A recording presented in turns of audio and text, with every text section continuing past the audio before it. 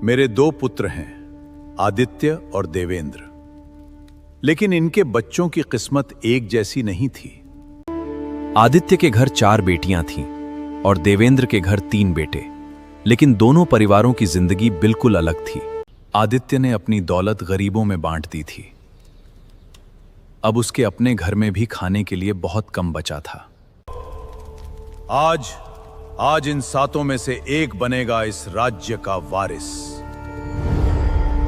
महल में सबके लिए खुशियां थीं, लेकिन आदित्य की 4 बेटियों के हिस्से में सिर्फ गरीबी और ताने आने लगे।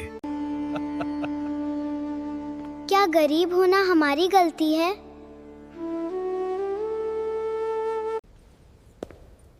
गरीब होना गलती नहीं है। किसी गरीब को छोटा समझना सबसे बड़ी गलती है। आज से तुम 7 की परीक्षा शुरू होती है। जो इन बीजों से सबसे बहनोस, दादाजी ने हमें उम्मीद दी है। हम इसे कभी हारने नहीं देंगे।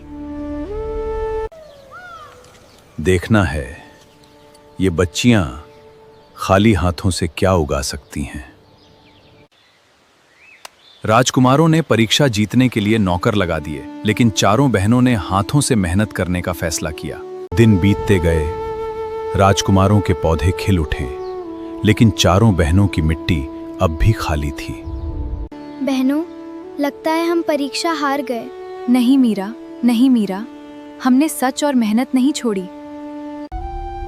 आज फैसला होगा कौन सच में इस राज्य का वारिस बनने योग्य है।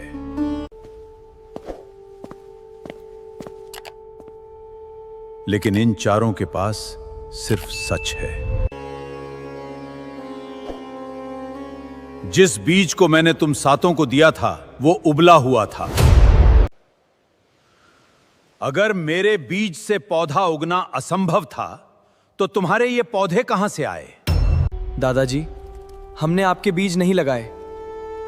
जिसे जीतने की जल्दी थी उसने झूठ चुना, और जिसे तुम चारों हारी नहीं हो, तुमने सच को जिताया है, और यही एक सच्चे राजा की पहली पहचान है।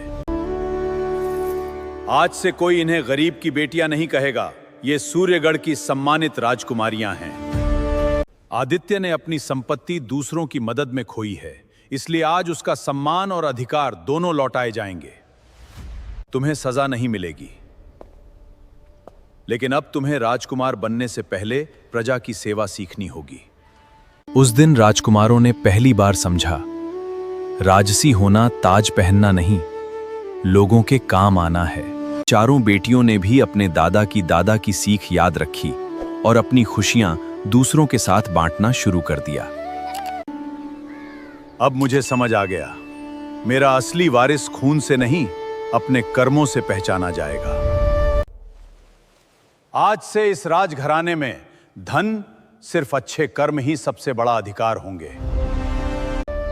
जिस घर में कभी अमीरी और गरीबी की दीवार थी, वहीं आज प्यार, सम्मान और सच्चाई ने सबको एक कर दिया। लेकिन ठहरिए, इस राजघराने का सबसे बड़ा रहस्य अभी बाकी है। भाग 2 के लिए चैनल को सब्सक्राइब जरूर करें।